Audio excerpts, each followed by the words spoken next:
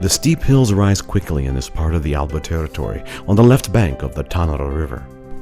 We are in Vezze d'Alba in the heart of the Roero region, where the soil is more sandy. There are many high hills with vineyards and orchards on the hillsides, while the hilltops are covered by forest.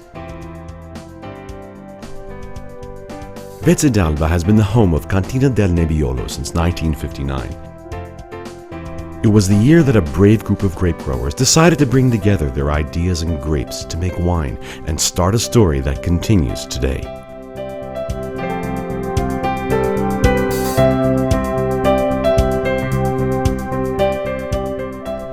The Cantina del Nebbiolo grape growers have vineyards in Vezze d'Alba and in various areas throughout the Roero, as well as Barbaresco and Barolo, where Nebbiolo is the most prominent grape in the vineyards and wines. Here, it is the vineyards that set the rhythm of the climate that can change their mood every day throughout the year, with the earth and the vines that require proper attention and the aspiration for quality and for the place of origin that is in the DNA of the Cantina del Nebbiolo and its members.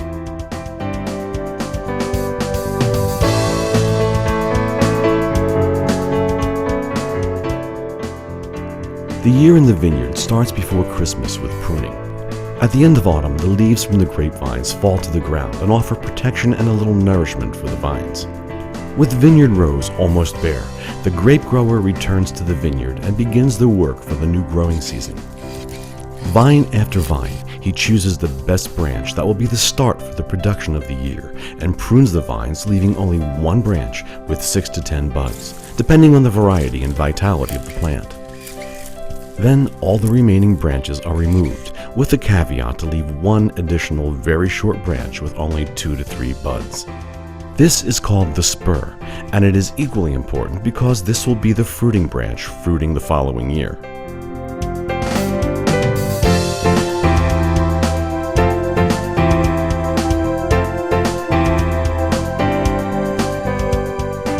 This period of winter is usually very cold. The grower must attend to the vines along with the changing climate. A clear day is preferable when the sun warms the body and the soul. As the vines are pruned, the branch must be tied to the trellis. This is the tying of the vines. In the past, wicker collected from willow trees was used, but today it is more modern materials. The branch is bent and tied to the trellis so that the plant can grow strongly and correctly.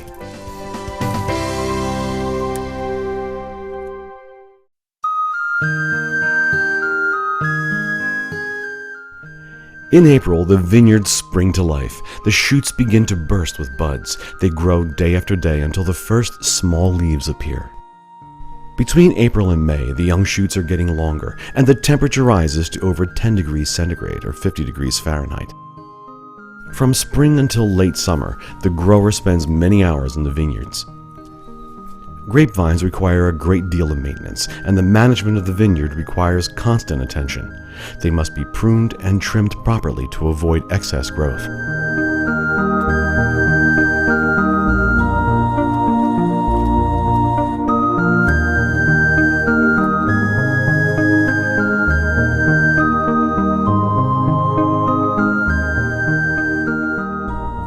With the month of May, the vine is in bloom, repeating an event that has magic and is renewed every year with the ritual called the fruit set, as it is called in technical jargon.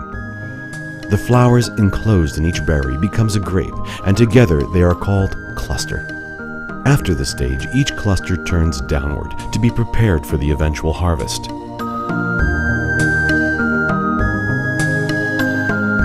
In the Alba Hills, the vines continue to grow, only the pace is different. Some grow quickly and others a little slower. Sooner or later, all of the grapes arrive at the perfect point of ripeness. Moscato, Amaeus, Favorita, Dolcetto, and Nascetto are faster. Freisa, Bonarda, Barbero, and Nebbiolo take their time on the road to maturity. Nebbiolo in particular, among the vineyards of the Langhe and Roero, is the snail. It is the first to wake up and break bud in the spring, and it is also the last to ripen in the autumn.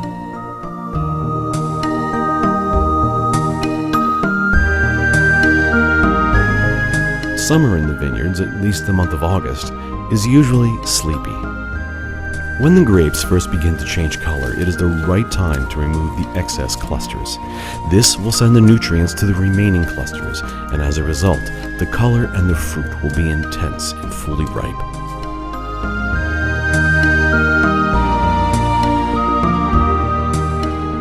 At the end of July and in August, the attention of the winery turns to the cellar. The vineyard is not forgotten, but the work is no longer as pressing as before.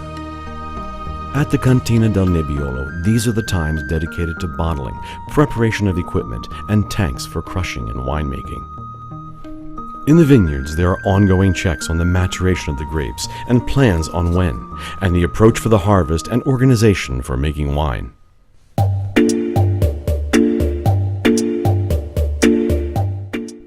Late summer and early autumn, the harvest is celebrated in the vineyards. When the grapes are fully ripened, grape after grape, vineyard after vineyard, we begin the harvest and start the vinification.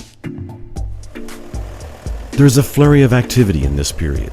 There are almost 200 growers associated with the Cantina del Nebbiolo, with numerous vineyards, 300 hectares, located in many different areas between the Roero and the Langhe, with 80% of the vineyards on the left side of the Tanaro and 20% on the right.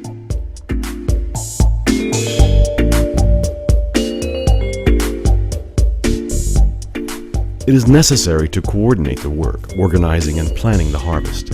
No time can be wasted because in September and October, every hour is worth gold.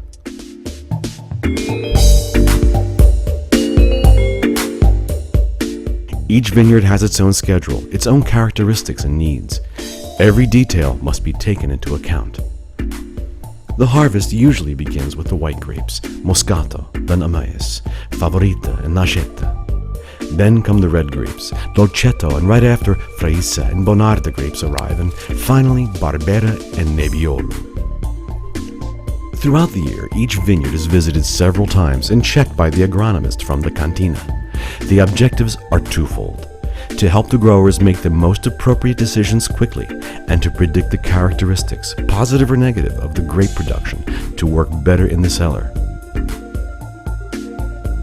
Vineyards are checked in the last 30 to 40 days of the growing season, with a visual assessment of the clusters and a periodic collection of grapes to evaluate maturation, the gradual increase of sugar, and the reduction of acidity. When all of the preparations are complete, it begins. In each vineyard, the grapes are carefully cut from the vine, checked and collected in the proper containers, which are used to transport the grapes to cantina.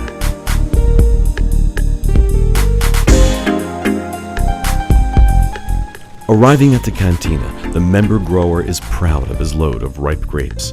Depending on the type of grape, they will be pressed or crushed. The grape must is always sweet and fragrant, and on the basis of the origin of the grapes, and in particular the quality, the juice will be sent to reserve tanks for fermentation. Initially, the grape must rests, silent and tranquil.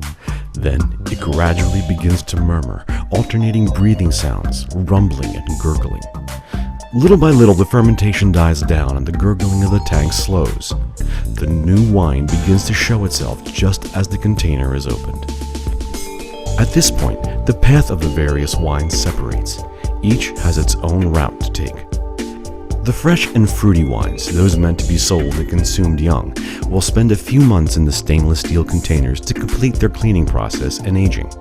Some will go directly into bottles and others into larger containers.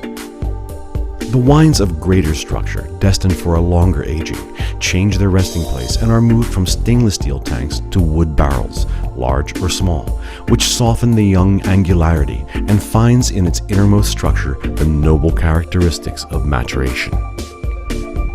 The time in the barrel depends on the structure of the wine. Some wines have specific aging obligations by law that varies depending on the wine. A few months for the Langhe Nebbiolo, a year for the Nebbiolo d'Alba and the Barbera d'Alba, and even more for Barolo and Barbaresco.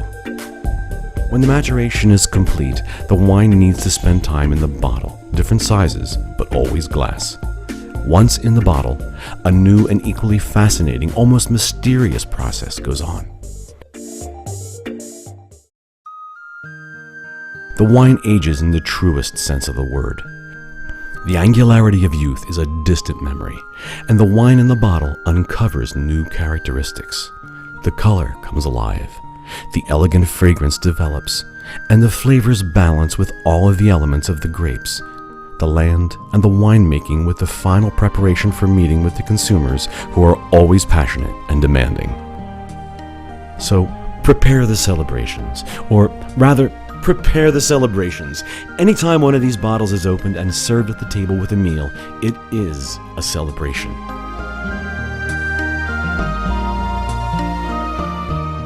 The final step that completes the life of the wine is a toast.